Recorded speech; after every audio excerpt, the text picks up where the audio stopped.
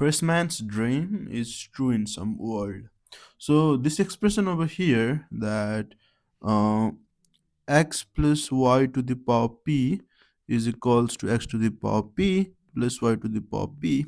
This is known as the first man's dream because usually the first man there's people think that, oh, if this was true, life would have been so easy, right? Like we need not memorize the expressions per x plus y whole square per whole cube. Like there are a lot of expressions and you need to memorize that. So yeah, they dream it, but this is not really true. But there are some cases. There are some trivial cases as well as there is a thing called finite field over finite field of characteristic 2. What is true? This though this word might seem difficult, we will deal it with in a really easy manner. Don't worry right now. Or finite field characteristic 2. Okay. So first of all, let's see some trivial cases where this is true, and then we will deal about this where this is entirely true.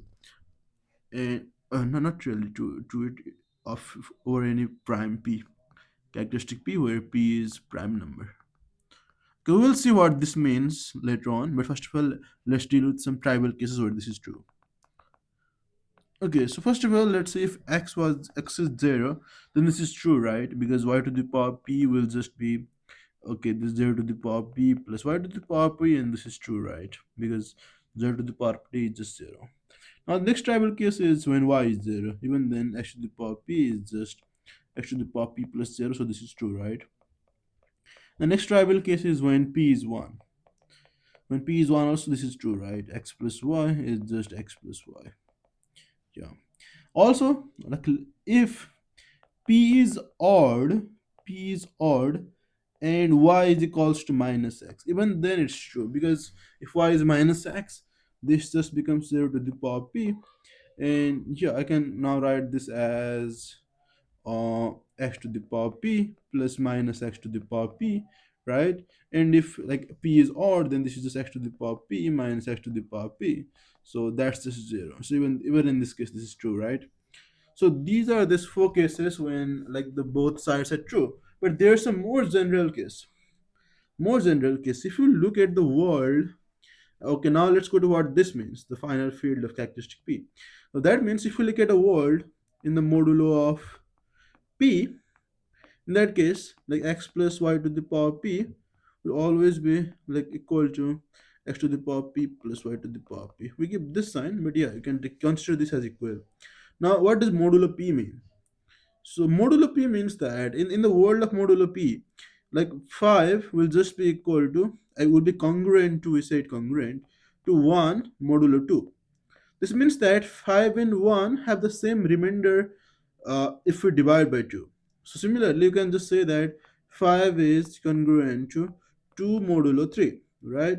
In the world of modulo 3, 5 and 2 are like almost same. They are like same number because they give the same remainder.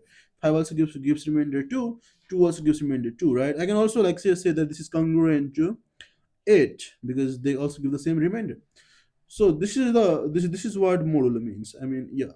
So also let's say if I have modulo 5. So in this world, 7 is same as 12, it's same as 22. I mean, all these are congruent. Yeah, I guess you get the idea, right? Similarly, let's say if I have 4, that's the same as 0 modulo 2. Let's say if I have 2xy, for xy being some integer, for xy, if these two are some integer, right? That's the case. 2xy is just congruent to 0 modulo 2 because we know that 2xy is going to be just like even number, and even number is 0 modulo 2, right? So let's see like how this is true in the case of like prime p. So first of all, let's deal with like p is 2 and see if this is true, and at last we will definitely prove this. So let's see for p being 2, we are saying that x plus y square is congruent to x square plus y square modulo 2, right? Yeah. So in the mod 2 world, we are saying that these two are actually same. So let's see. We know that x plus y whole square is just x square plus 2xy plus y square, right? This is x plus y whole square, right? I'm going with LHS, the left hand side. Now, since we know that 2xy is even, right? We know that like this will just be 0 times xy plus y square modulo 2, or I can just directly say it's 0 because that's even number. So this is just x square plus 0 plus y square modulo 2, and we see that our claim has been proved in the world of modulo 2, right? Again, let's see one of the other cases as well, just to make it more intuitive. So let's just see that if it's true in the case of uh, 3. Also note, also please know that it's only true in the if the p is prime, no, not for other numbers. X cube plus y cube mod p mod 3. Okay, let's see. So we know that this is just x cube plus 3x square y plus 3xy square plus y cube, right? Now since there's this 3, there's this 3, we know that these two are just multiples of 3, right? And if these two are multiple of 3, definitely they will give remainder 0, right? So this will just be 0 plus y cube mod 3. And so we see y x plus y whole cube is just x cube plus y cube mod 3. Yeah, okay. So now let's just also see for 5, and then we will try to prove it. So we know that this is just uh, this is we are trying to prove that this is x to the power 5 plus y to the power 5 mod 5, right? So let's see how we do it. We know that this is equals to x to the power 5 plus 5x to the power 4y plus 10x cube y square plus 10x square y cube plus 5x y to the power 4 plus y to the power 5 mod 5, right? Now we know that this is multiple of 5, multiple of 5, multiple of 5, multiple of 5. So basically, if the number is prime, all the terms in between will basically just be a multiple of that prime. So just as you see over here.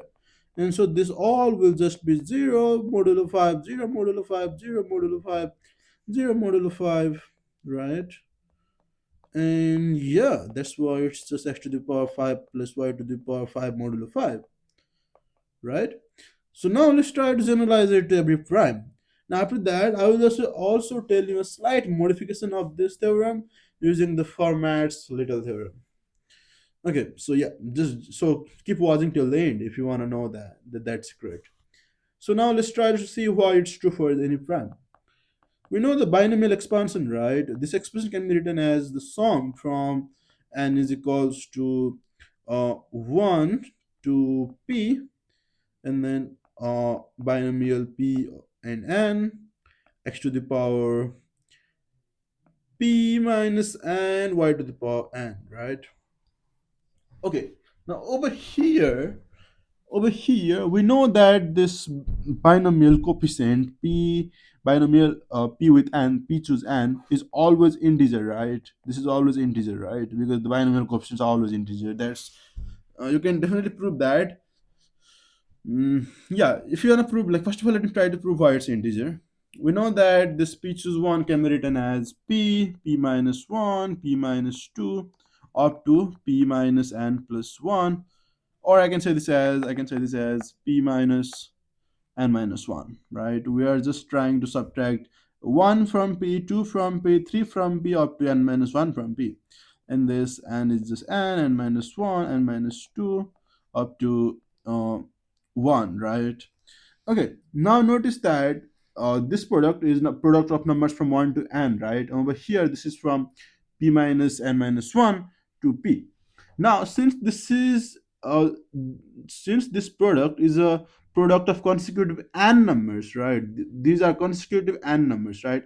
So if these are consecutive n numbers, like, these numbers will definitely divisible by all the numbers from 1 to n, right? Because I mean, let's say if there are consecutive two numbers, one of them will definitely be even, right?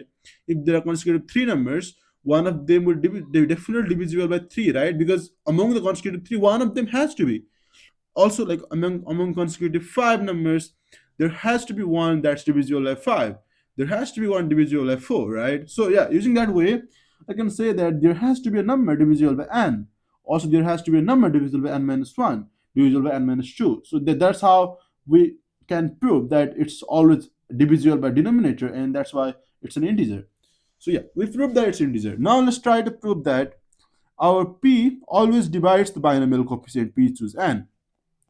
Now for that, like notice that it's not divisible when our uh, okay, wait, this should go from 0 actually. I'm sorry for that. Okay, this is this we need not have this divisible by p for n is equals to 0 or n equals to p. We need not have that, right? Because for of course, like this is when n is equals to p. Yeah, I mean you get the point, right? We don't want the first term and last term to be divisible. We just want the terms in between to be divisible, right? So the first term will have binomial coefficient p to 0, right? P binomial p with 0. So yeah, that need not be divisible. So yeah, for not and I mean n equals to 0 case need not be true. Also, last term p choose p, like binomial p with p, like for this also it need not be divisible, but for rest of them it needs to be divisible, right? And for rest of them, n is definitely less than p, right? Yeah, in all these cases, here's n is equals to 2. I mean, n equals to 1, n equals to 2, n equals to 3. Over here, n equals to p, but over here, n equals to p minus 1. So, yeah, all of these terms in between have n less than p. Okay, now let's see like how p choose n is. Like our p binomial p choose n can be defined this way, but this is also same as p factorial by n factorial p minus n factorial, right? And now notice that like since n is less than p, right?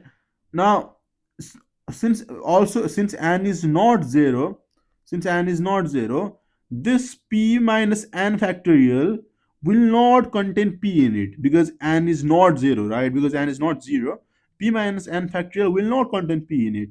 Also this n factorial, since n is less than p, this will not contain p in it, right? But the p factorial has p in it, because the p factorial has p in it, but none of these contain p in it, so the p will never be cancelled. And also it's an integer, we just proved that, right? It's an integer, and also p is never cancelled, so that's why p has to divide like binomial p with n, right?